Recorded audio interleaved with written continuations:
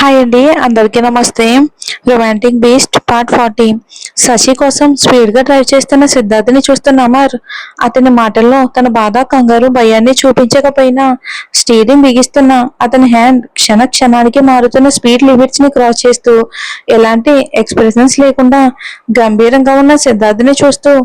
శశి బాగానే ఉంటుంది లేరా, కొద్దిగా కూల్ అవ్వు అని అన్నాడు. అది జరగని పని అని తెలిసిన సిద్ధార్థ్ అమర్ వైపుకు చూడకుండా, తను బాగానే ఉంటుంది కదూ, ఉండాలి, ఖచ్చితంగా తను ఉండి తీరాలి అండ్ ఉంటుంది కూడా అని స్ట్రెస్ చేసి చెప్తూ చెప్తూ తన వైపు కనీసం చూడకుండా కార్ని ఆ చెప్పిన అడ్రస్ దగ్గరికి అయితే చేరుకుంటాడు. సిద్ధార్థ్ కోపం తెలుసు కానీ అతనిలో ఇంత గంభీరాన్ని ఎప్పుడు చూడని అమర్ దీని పరిణామం ఎంత తీవ్రంగా ఉండబోతుందో అని తెలుస్తూ ఉంటే తీక్షణంగా వెళ్లే వైపుకే చూస్తున్న సిద్ధార్థ్ని చూస్తూ అలానే ఉండిపోయాడు అమర్. కిడ్నాప్ అయిన కొద్దిసేపటికి కళ్ళు తెరిచిన శశికి జరిగిందంతా గుర్తుకు రావడంతో కళ్ళు తెరిచిన శశికి కొట్టడం వలన భయపడి స్పృహ తప్పిన లక్కీ కనిపించడంతో కంగారుగా లక్కీ లక్కీ అని అంటూ చెంపలు తడుతూ పిలవగానే ఉలిక్కి పడుతూ లేచిన లక్కీకి ఎదురుగా కనిపించాల్సిన రౌడీలు కాకుండా శశి కనిపించడంతో ఒక్కసారిగా శశి అంటూ ఏడుస్తూ హక్ చేసుకుని శశిని గట్టిగా పట్టుకున్నాడు. వాడి పట్టులోనే వాడు ఎంత భయపడ్డాడు అనేది అర్థమవుతూ ఉంటే తనకి లోపల భయంగా ఉన్న సిద్ధార్థ్ తన కోసం ఎక్కడ ఉన్నా వస్తాడు అన్న నమ్మకం శశిలో కొద్దిగా ధైర్యాన్ని పెంచడంతో,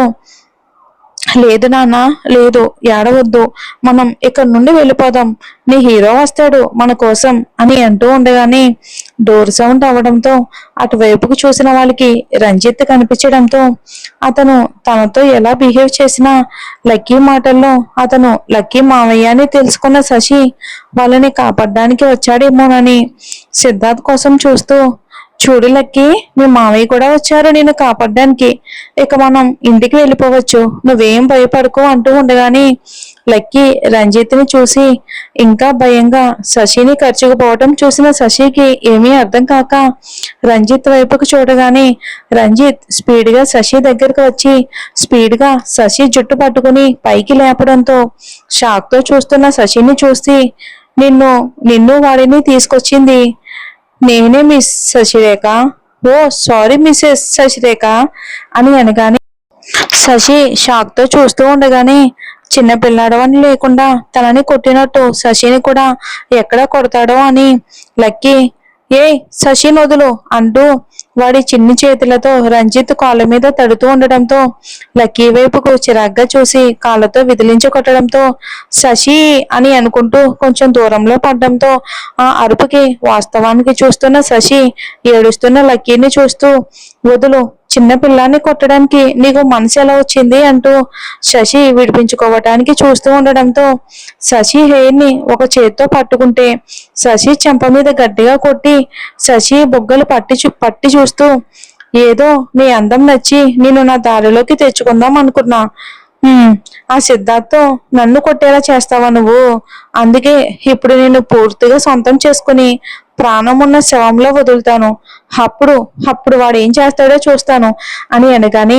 శశి రంజిత్ని అసహ్యంగా చూస్తూ వాడు చేతులు తగిలితే యాసిడ్తో స్నానం చేయాలి అనిపించేంత అయిష్టంగా చూస్తూ ఉంటే ఆ చేతులను తప్పించాలని చూస్తూ, అబద్ధాలు చెప్పుకో, అభి నీకు తన మూవీలో హీరో ఛాన్స్ ఇచ్చిన వ్యక్తి, తన గురించి ఎందుకని ఇలా మాట్లాడుతున్నావు, అయినా ఆయన నిన్నెప్పుడూ కూడా కొట్టలేదు, మరెందుకు ఈ అబద్ధాలు, నువ్వెన్ని చెప్పినా నేను నమ్మను అని అంది. రంజిత్ శశి మాటలకి తన హెయిర్ మీద ఇంకా ప్రెజర్ చేస్తూ, ఏంటి నేను చెప్పేది అబద్ధాలా, వాడు చేసింది కూడా ఎవ్వరికి చెప్పుకోలేకపోయాడు అని అంటూ అక్కడ షూటింగ్ లొకేషన్ లో శశితో మిస్బిహేవ్ చేయటం వలన శశి డాన్స్ ప్రాక్టీస్ ని నెక్స్ట్ డే చేస్తాను అని చెప్పి వెళ్ళటంతో సిద్ధార్థ్ వాళ్ళ మాటలు వినకపోయినా శశిలో తెలుస్తున్న అన్ఈజీనెస్, రంజిత్ కళ్ళల్లో కనిపిస్తున్న రాంగ్ ఇంటెన్షన్ ని తను ఈజీగా తీసుకోలేకపోయాడు. ఫ్యూ మినిట్స్ అందరూ వెళ్లే వరకు కష్టంగా వెయిట్ చేసిన సిద్ధార్థ్ అక్కడే కాల్ మాట్లాడి వెనక్కి తిరిగిన రంజిత్ చెంప మీద చాలా ఫోర్స్ గా కొట్టాడు. అసలు సిద్ధార్థ్ కొట్టడం ఎక్స్పెక్ట్ చేయకపోయినా సిద్ధార్థ్ ఎదురుగా ఉంటే అతని కోపానికి వెనక్కి తగ్గే రంజిత్ సిద్ధార్థ్ వాట్ అయిపోయింది అంటూ ఉండగానే ఫేస్ మీద దెబ్బలు తెలియకుండా చాలా స్పీడ్గా స్టమక్లో పంచేసి ఇచ్చేసి సిద్ధార్థ్ దెబ్బలకు నిలబడలేక మోకాల మీద వాలిపోతున్న రంజిత్ వెనక నుండి మెడ పట్టుకుని ఇంకొకసారి తనని టచ్ చేసే ధైర్యం కాదు, నీ మైండ్లో ఆ థాట్ ఉన్న నీ మూవీ ఫీల్డ్కి మాత్రమే కాదు, టోటల్గా ఈ లోకానికి దూరం చేయడానికి నేను పెద్దగా టైం తీసుకోను, stay away above even her thoughts also అంటూ చెప్పేసి శశిని టచ్ చేయడానికి చూసిన ఆ చేతి ఫింగర్స్ ని లైట్ గా క్రాక్ వచ్చేలా విరిచి సైలెంట్ గా వెళ్ళిపోయాడు. కాసేపటికి సిద్ధార్థ్ పంపిన మనుషులు వచ్చి రంజిత్ ని హాస్పిటల్లో జాయిన్ చేశారు. రంజిత్ కి అలా ఉన్న షూటింగ్ స్పాట్ కి నెక్స్ట్ డే రావాలి అని అమన్ నుండి కాల్ రావడంతో సిద్ధార్థ్ కి ఎదురుపడి నిలబడలేను అనేది తెలిసిన విషయం కాబట్టి సైలెంట్ గా షూటింగ్ కి వచ్చి ఫేస్ మీద ఇంకా తగ్గని చెంప వాపుని మేకప్ తో కవర్ చేస్తే ఫింగర్స్ కి కర్చీఫ్ ని స్టైల్ గా కట్టి దాన్ని కూడా స్టైల్ గా ఫోల్డ్ చేసిన మేకప్ ఆర్టిస్ట్ ని చూసిన రంజిత్ కి అతని కళ్ళల్లో సిద్ధార్థ్ సార్ ఇలా చేయమన్నారో అన్న భావం కనిపిస్తే ఏమీ చేయలేక ఆ రోజు షూటింగ్ పార్ట్ ని కూడా కంప్లీట్ చేశారన్నమాట. అందుకే ఆ రోజు మూవీ మేకప్ తో వచ్చిన రంజిత్ ని డాన్స్ మూమెంట్ చూపించడానికి వచ్చిన శశి అందుకే అతన్ని చాలా విచిత్రంగా చూసింది. అదంతా చెప్పి తన వైపే ఆశ్చర్యంగా చూస్తున్న శశిని చూసి అందుకే అందుకే వాడితో ఎదురు నిలబడి గెలవలేక నిన్ను దూరం చేసేవాడికి నరకం పరిచయం చేశాను అన్నాడు. సిద్ధార్థ్ తనతో ఎప్పుడు ఉంటాడు, ఒక్క నిమిషం అయినా తన గురించి ఆలోచిస్తాడా అని ఆలోచించే శశి సిద్ధార్థ్ తన కంటికి కనిపించకుండా ఎప్పుడు తన చుట్టూ ఒక అడ్డు గోడలా ఉండి తన ప్రేమని దాచేసి ఎప్పుడు కోపాన్ని మాత్రమే చూపించాడు. ఆ విషయం తనకి క్లియర్ గా అర్థమవుతూ ఉంటే రంజిత్ తన లాస్ట్ మాటకి అభి అంటే అంత భయం ఉన్నవాడివి నా వరకు వచ్చిన నిన్ను ఇప్పుడు మాత్రం ఎలా వదులుతాడనుకున్నావు అని అంది కోపంగా. రంజిత్ అసలు వాడు నా వరకు రావాలి అంటే ముందు మీ ఇద్దరు ఇక్కడ నుండి బయటపడాలి కదా అంటూ శశి దగ్గరికి తన ఫేస్ ని కొంచెం దగ్గరికి తెస్తూ నీ కోసం సిద్ధార్థ్ గారు